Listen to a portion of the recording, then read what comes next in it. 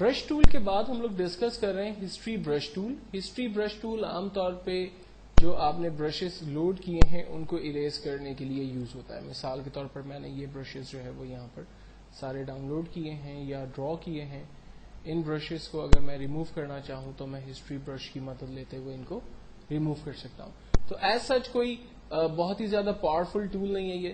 Important صرف اتنا سا ہی ہے کہ جن برشز کو آپ نے ڈرا کیا تھا اگر آپ ان کو ریموو کرنا چاہیں تو وہ ایزیلی آپ ان کو ریموو کر سکتے ہیں.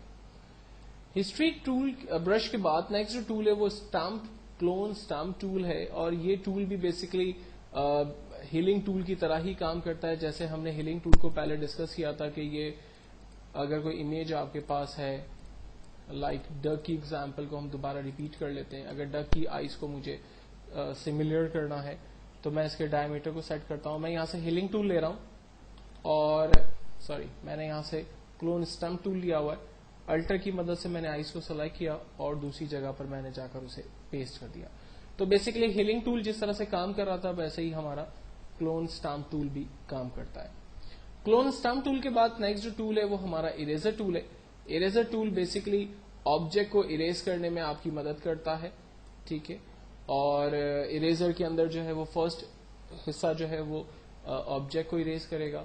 سیکنڈ جو ہے وہ بیک گراؤنڈ اریز ہے. فار ایگزامپل اس کا جو بیک گراؤنڈ وائٹ آ رہا ہے میں چاہ رہا ہوں اسے میں ڈیلیٹ کر دوں تو یہ بیک گراؤنڈ کو ہم اریز کر سکتے ہیں. ڈائمیٹر سائز اپنے حساب سے ہم بڑا کریں گے تو ڈیفینیٹلی آپ دیکھیں اس کا بیک گراؤنڈ جو ہے وہ جلدی جو ہے وہ ریموو ہوگا.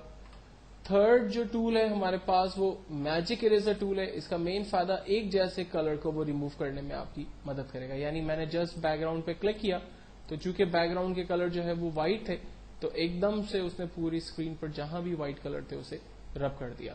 تو ایک جیسے کلر کو رب کرنے میں آپ کی مدد کرتا ہے اریزر میجک ٹول.